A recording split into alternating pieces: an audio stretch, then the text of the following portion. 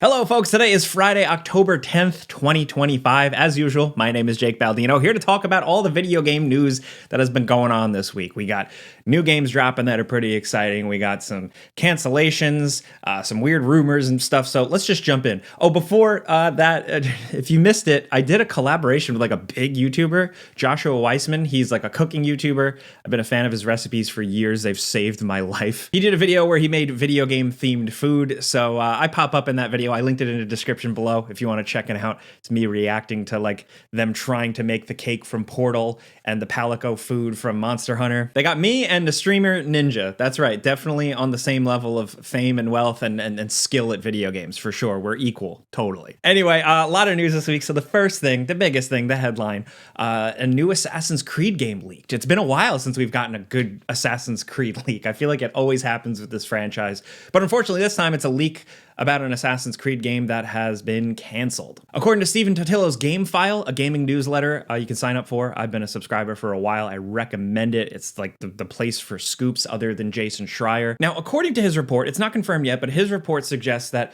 Ubisoft canceled a new Assassin's Creed game that was set after the Civil War in the United States, presumably during the Reconstruction era. PC Gamer reports, while some of the game was meant to take place during the Civil War itself, the bulk of it would have been set during the Reconstruction era. Apparently going to tell the story of a formerly enslaved black man who, after moving to the West to start a new life, is recruited by the Assassin Brotherhood. Apparently you'd be going to the US South as well and fighting white supremacist groups, the KKK, stuff like that. To me, just off the bat, you know what this sounds like to me? Assassin's Creed Wild West, or Southern Wild West. Assassin's Creed Django Unchained. Dude, that's like my favorite Quentin Tarantino movie. It's kind of between that and Inglourious Basterds. I like the newer Tarantino stuff a little more, but that could have been awesome. Andrew bleeped that, sorry. Apparently the game was only in the conceptual phase, so if you want to read all this stuff, I'll link it in the description down below. Apparently it was only in the conceptual phase, but one source said it was, quote, too political in a country too unstable, to make it short. Quote, the decision to cancel the game was made in 2024, in part because of the backlash against the reveal of the Black Samurai Yasuke and AC Shadows, but more pressingly over concerns about the current political climate in the US. So yeah, we don't know for sure. We aren't,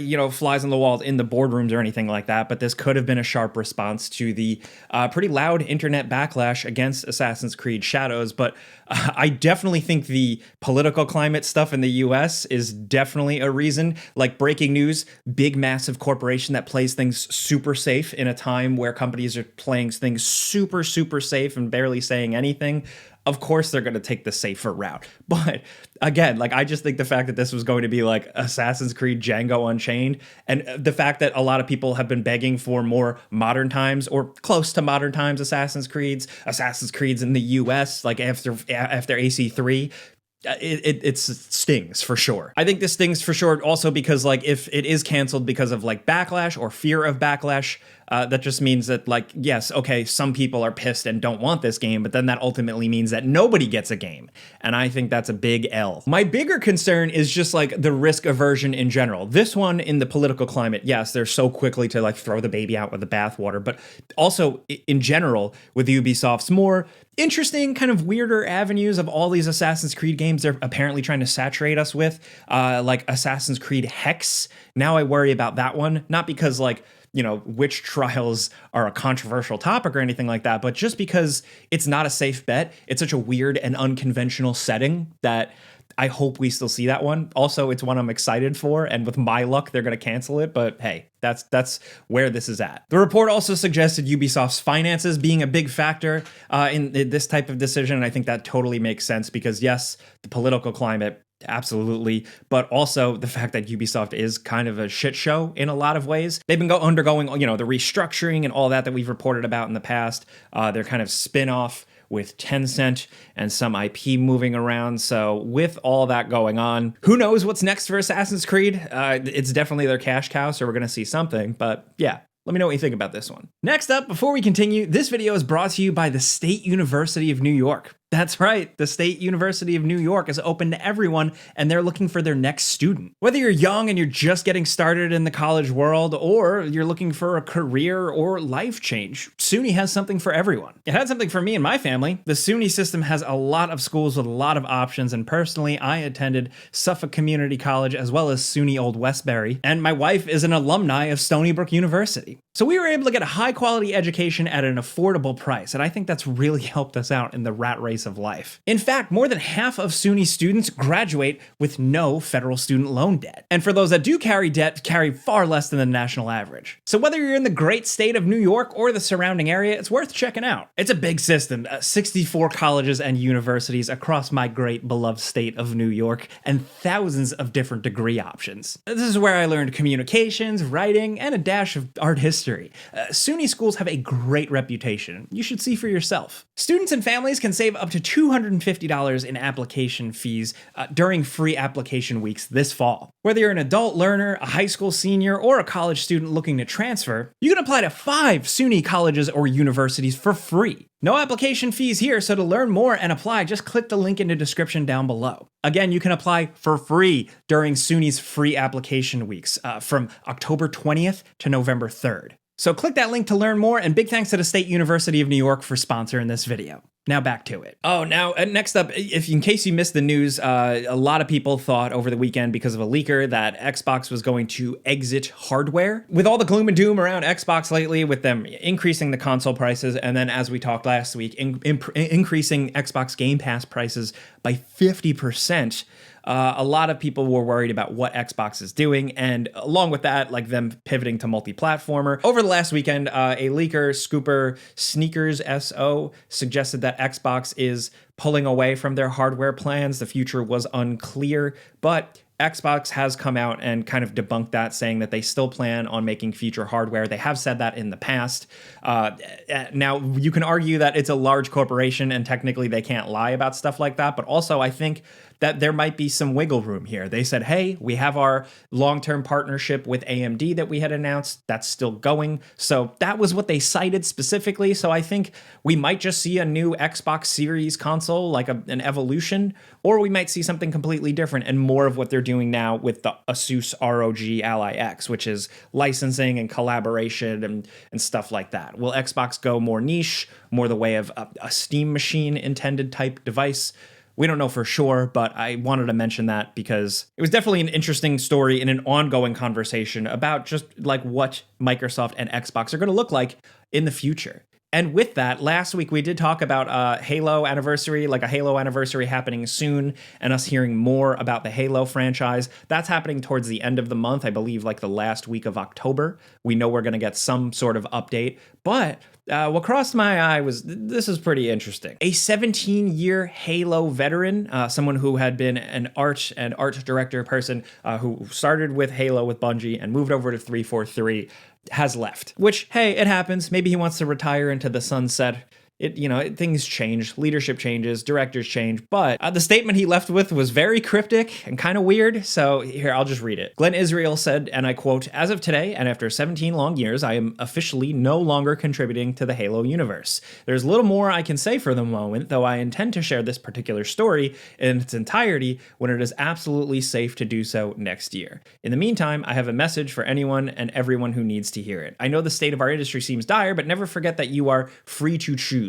No illusion of security, nor promise of wealth or fame or power is worth trading away your health, your dignity, your ethics, or values, and no one can force you to. Stay strong and find where you belong." So that, of course, has sparked a lot of conversation online. What the hell? Like, first of all, a big long-timer leaving, but also leaving with such a statement saying that there's a story and that they're going to say more when the time is absolutely safe to do so, which I assume is some sort of like non-disclosure agreement or some employment agreement that like some gag order or whatever NDA. It's going to take a while to expire. So before he can go on the record about his job there, like so he doesn't get sued. But with him citing ethics and values, I wonder what this is. A lot of people are speculating that it was an art director or an artist being pushed to use generative AI or something like that. But who knows? There could be a lot. Apparently 343 or Halo Studios now, apparently there have been leadership issues and stuff like that. That comes from Rebs Gaming reporting that. So we don't know what's going on, but like I said, we're getting some sort of Halo announcement